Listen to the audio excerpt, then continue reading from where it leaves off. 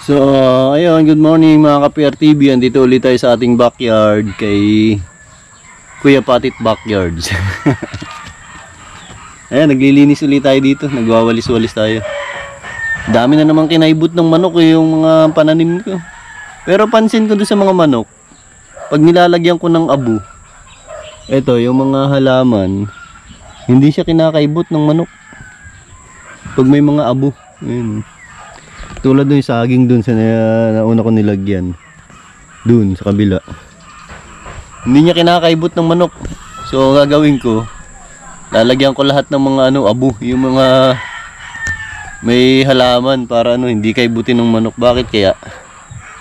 Siguro nauusukan sila na maalikabukan sila pag kinakaibot nila. Kaya hindi kinakaibot ng manok pag pag may mga abo. Yung pinagsunugan, wala na pala yung dun, no? Yung nakatambak na mga palapa ng niyog at saka yung mga damo-damo. Yung iba nilabas ko dito sa kabilang bakod.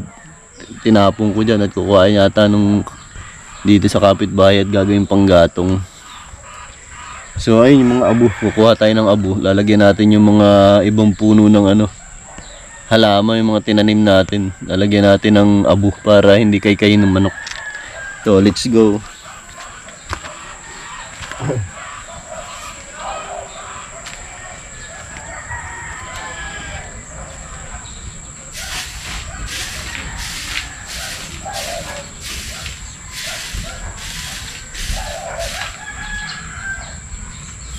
Pag may mga ganitong abo, hindi kinakaykay ng manok.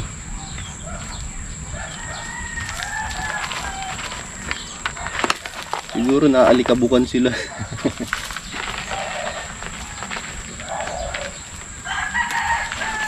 So, shout out sa iyo, Tio Ramil, doon sa kalaykay mong winelding. Gamit na gamit ko dito.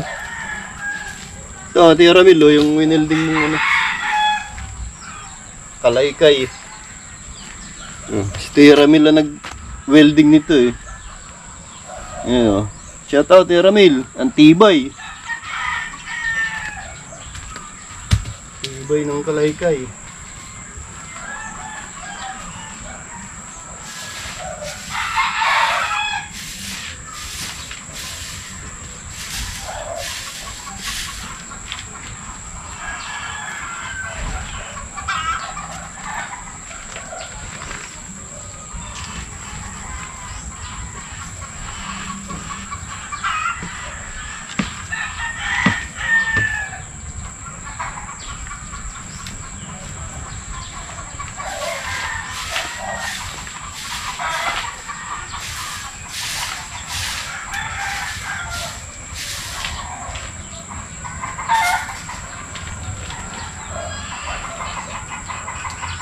Ang ganda na, malinis na.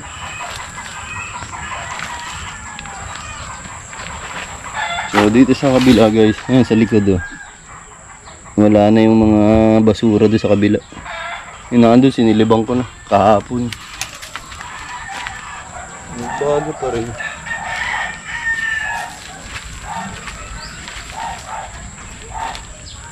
Para hindi kaibutin ng manok. Kinakaibot pag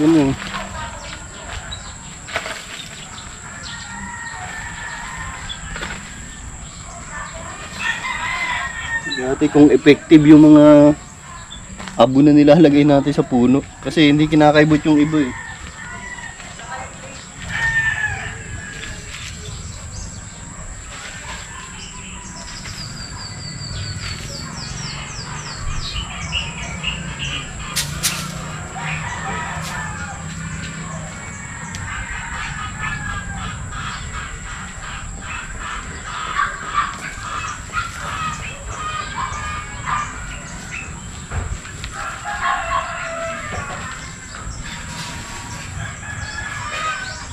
Ayan guys, ayun na, medyo malawak-lawak na, medyo malinis-linis na, diba? Ang ganda ng maganda rito pag magkakaroon ng kubo dito sa lugar na ito eh. Dahil malilom dito, maraming puno. May puno ng bangkal at saka mahogany magtatabi. Kaya masarap dito pag nagkaroon ng kubo. So lalagyan din natin ng abo dito.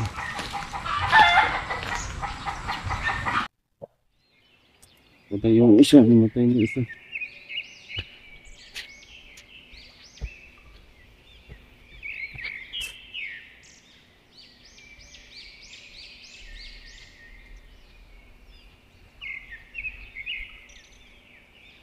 Patay na yung isa, oh. Dalawa.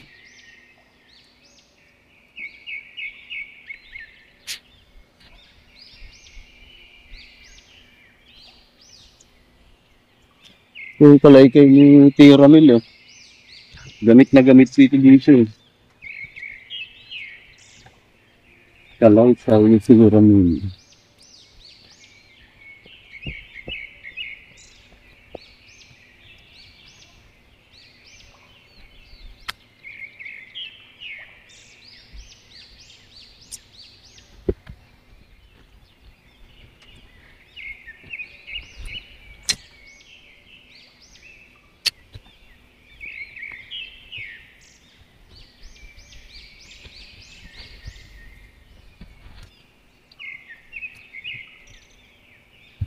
Heavy duty. Heavy duty to Tio Ramil, oh.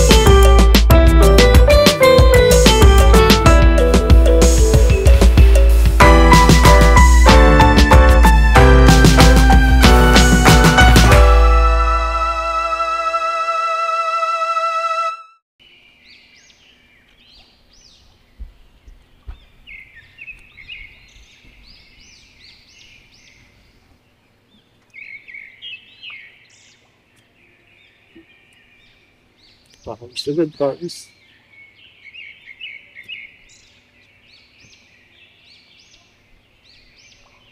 Pawis agad, pawis agad.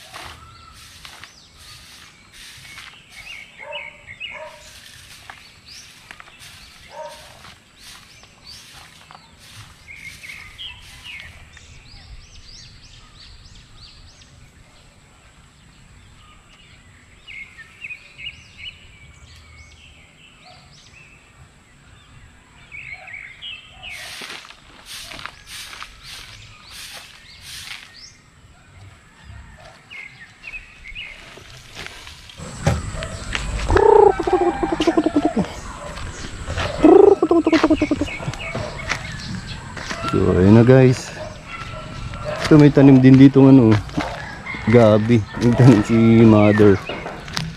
Gabi.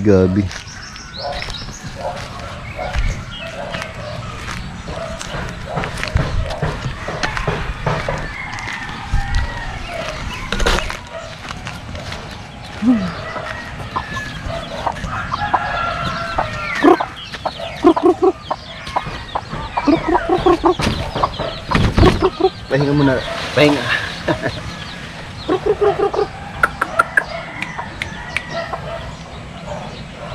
Pagod.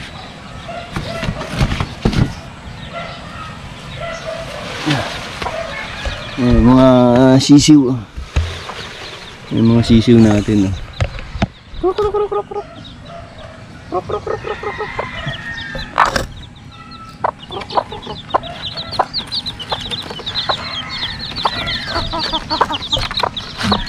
Malalaki na. Malalaki na sila. So pahinga muna tayo dito sa duyan. Rest. Yun na lang oh. Yun na lang ang basura oh. Banda ron. Yun na lang madumi. Yun na lang banda yung madumi dun. Doon sa iba yung malilinis na yun. Malilinis na. May mga konting damo-damo na lang na tumutubo. So malinis sa lahat yan. Ganda lang ano pag ano. Tag-init talaga. Wag lang uulan. Pag umulan ito, lumulubog ito pag ulan. Itong lugar na ito, lumulubog ito. May mga dalag nga dyan. May mga dalag dyan pag ano, pag baha, pag yung tag-ulan. Ang mataas doon sa may banda ron yung tinaniman ko ng mahogany at saka yung banana. Tsaka yan, dito sa may matangkad dito na banana. Hindi masyado lumulubog doon. Dito malubog oh. Tsaka yan yung unahan na yan. Lubog dyan pag ano, tsaka dun. Pag tag-ulan. Naglinis-linis lang ng konti tapos walis-walis. Wala naman na, kukunti na lang susunugin yun na lang. Oh. Yung huling kinalaykay ko na lang, yun na lang ang susunugin. Tapos ito, yung banda rito, yun na lang. Eh kaso basa pa, hindi pa pwede sunugin yun. Hindi rin tutuloy, maganda ito yung tuyo na. Para isang sinde. Saglit lang, ubos ka agad. So, yun lang guys ang update natin dito sa ating backyard. So, hanggang dito na lang at abangan natin kung ano pang magandang maitanim dito. So, hanggang dito na lang guys. No more word to say. Paalam, bye-bye.